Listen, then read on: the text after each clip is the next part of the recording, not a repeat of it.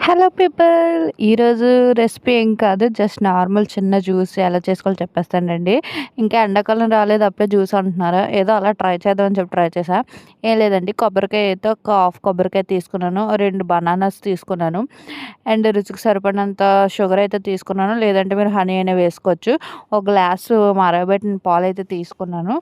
లేదంటే మీరు cooling water అయినా వేసుకోవచ్చు. నేను వాటర్ కూడా యాడ్ చేశాను. 2 కలిపి మిక్సీ చేసేసుకున్నాను.